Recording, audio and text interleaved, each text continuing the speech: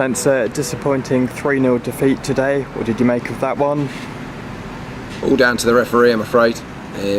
One of the most embarrassing performances from a referee and a linesman I've seen in a very long time. Thought we started superbly. Stonewall red card. I think everybody in the ground bar one person thought it was a stone cold red card. The centre half falls over. My guy's clean through on goal, he pulls him down. There's no covering, there's no nothing. And it's a red card in 10 minutes and they're down to 10 men. And he doesn't give it, he gives him yellow. I mean, it's a scandalous decision. I've got to give Merthyr all credit. Their manager said as their assistant, Stonewall red. And that's 2 in 2 weeks because, last week we get a red where I think it's dubious we've got some kind of covering. Today they've got no cover whatsoever and he's bottled it. And the game was too big for him. So we have an appallingly bad start, but from the officials. And I thought we were magnificent for the first sort of 30-40 minutes. Played some great football, should have been ahead despite the shocking decision, and we weren't getting anything from him. And then Josh has gone and done something stupid, but the reality to it is the linesman is 40 yards away. There hasn't been a bad challenge in the game, he can't see. It's absolute handbags, it's yellows at worst, and he red cards the captain. I mean, it's embarrassing. There's no way he can see, I'll be honest, there's no way I can see. Josh is apologetic, he should know better. He's the captain, we'll be dealing with it. And the game's over at 0-0 really there. I mean, we've not had they should be playing with 10. He's set a terrible tone, the official. And I've said to him afterwards, how have you not given a red card to him? He said, there's covering. There's not covering, man. There's just nowhere near it. He can't see the red card. The linesman's 40 yards away. And he's totally killed the game. And my lads have absolutely worked their socks off. There's a question mark of offside on the first goal, may or may not be. The second's a bit of class. But we're playing again for 50 minutes with 10 men. And the lads have worked so hard. I've made changes and we've given it a real go second half. We said if we could get one, I think we'd get two.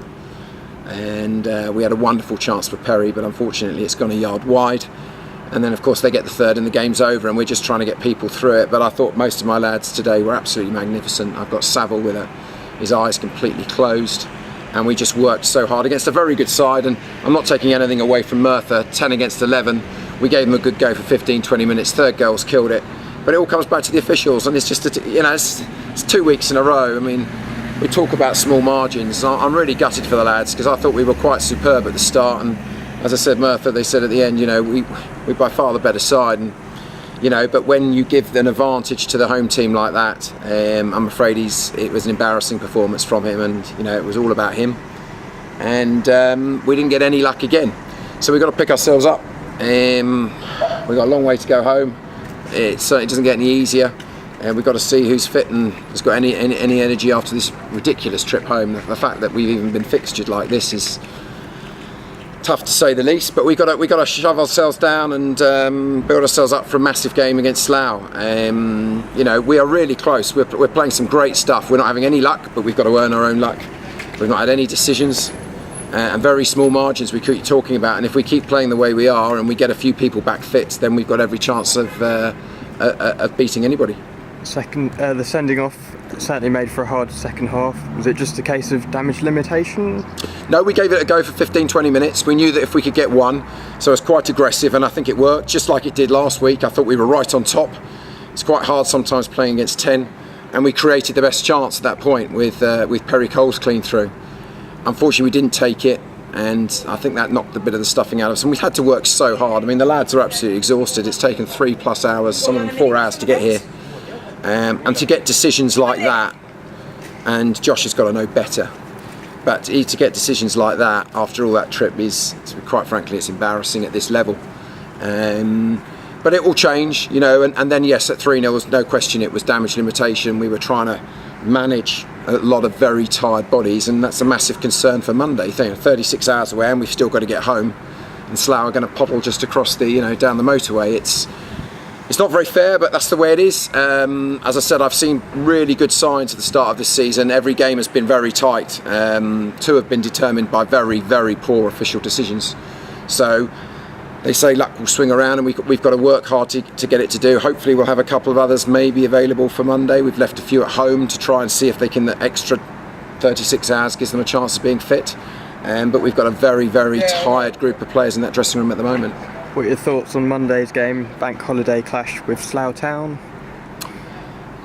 I mean, the only real positive I can take out of today, besides the first 40 minutes, was that, you know, we play again so quickly. Of course, there's the flip side to that, is we really need some rest. You know, the players playing for the second time in a week for 50 plus minutes with 10 against 11 against a very good side that, remember, had a fantastic home record last year and got in the playoffs.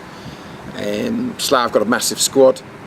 I'm nothing but jealous. You know, they'll be able to rotate many players. I haven't even had a chance yet to see their result.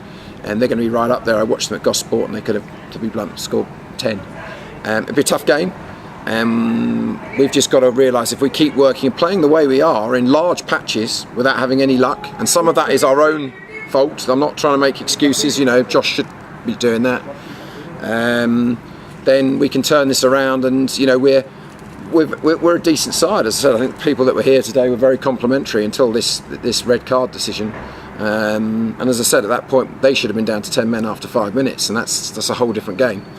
So we've got to, you know, we know we've got some good football in us. We're playing some decent football. We need a bit of luck, but against Slough we need the fans to get there. Slough will bring a lot. We'll be big underdogs again. We know that, and we've told the players, you know, they've got to do their best to get home as quickly as they can, try and recuperate, and let us know, you know, their physical state in 36 hours time. It's not easy, you know, big disadvantage, but there's been plenty of pluses for us. We just haven't had, you know, the cliche rub of the green yet. A noticeable absentee this afternoon was John Oyenuga. Have you got an update on him? Yeah, I basically we were told that a Welsh club had put a 7-day approach in for him, which they hadn't. Then we got one at 11:30 at night. I think it was Tuesday night, so just before midnight. I spoke to one of his representatives. He seems to have an awful lot. To be honest, the whole thing is complete nonsense. But if he wants to go there, which we don't see as any better standard than this, money talks, of course. You know, he's on our retained list, but of course Welsh clubs are outside of the English FA as far as compensation. But you know, at the end of the day, we want people who want to play for Farnborough. If he thinks that's a good move for him, then that's what he's got to do. I have to say, we've not heard from anything from the club. He's refused to respond to any messages from myself or players. We're very disappointed with the support we've given him. He certainly won't be getting clearance from us until things are sorted out. But it looks like he's going. But at the end of the day, we want people that, you know, really want to play for Farnborough. And if that's now not John, we thank him for his service. He's been a fantastic player for us. But he's, you know, all summer he's told us he's going off to America. He's negotiated it based on that. We feel very let down. And there's some very unscrupulous people involved in this, and I've told them what I think of them, for all the help and support we've given John and how we've developed him to being the player that he is. But if he's now decides his future's elsewhere, which it looks like it is according to Twitter, but as I said, we've not heard any different, then so be it. Brilliant. Thank you, Spencer. Thanks, Tom.